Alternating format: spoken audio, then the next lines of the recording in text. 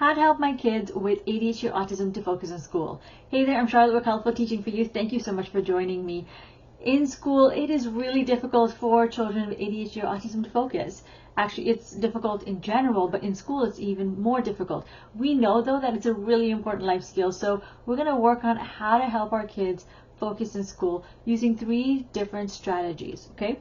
Now, the mainstream school is set up with just so much happening. We've got one teacher for the most part with so many different children. We've got so much happening. Now your child might be overwhelmed with all of the noise that's going on in class, with all the different distractions, or they might be hyper focusing on one thought and it just might be taking all their attention, or perhaps they're thoroughly exhausted from the day.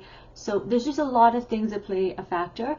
And so we're going to look at how we can help manage our kids with ADHD or autism in the classroom. Now, if you actually go to the link associated with this video or in the description, and it says full episode, I've also linked to 4 other articles depending on what if your children is struggling, has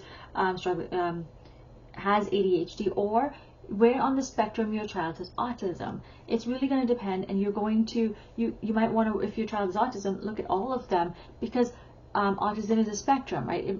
It could range depending on the day and the circumstance. So I've outlined different strategies to help your child in the classroom, and now we're going to look at 3 strategies to help your children as well. So 3 additional strategies. Number 1 is decor. Now you can focus on this at home or in school. So I find that a lot of people like to have a lot of va-va-voom, right, in their classroom or at home. Bright colors, lots of things.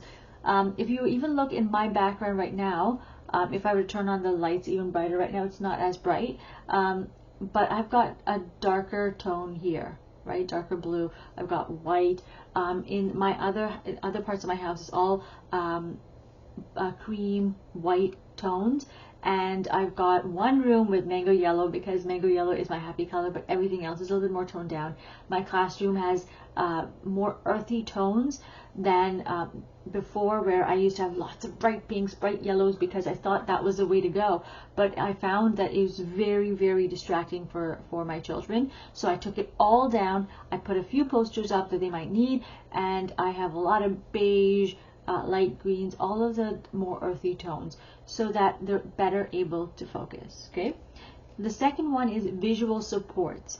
So here, what I'd like you to do is create a shape of the day for your classroom, a visual shape of the day for your classroom or even home, so that your child knows what the shape of the day is going to look like. Then take that big visual shape of the day and make it into smaller bits and put it onto your child's table, whether it's at home or in school, so that they know exactly what's going on. It's close to them and it can serve kind of like a checklist.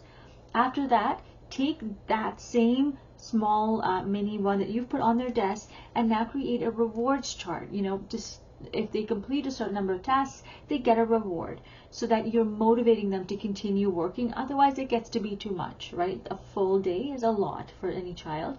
So finding a way to help them, to help motivate them. Now, if you're looking for this big chart for home and school, I've created one resource that you can use for both places, because it's really important that teachers and parents communicate and are on board together. So you can take that and you can create both a large visual schedule, a smaller one, and also a rewards chart with that. I've linked to it in the in my article. So again, click full episode, go to the article, check out actionable step number 2 for visual schedule. Okay.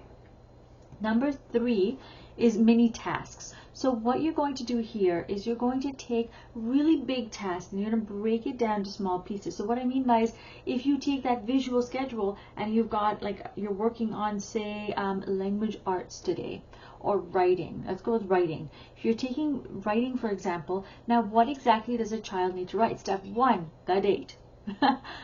And you'll walk into my room and you'll hear me repeat this over and over and over again. The date. What's the first thing you do? The date. Then the title.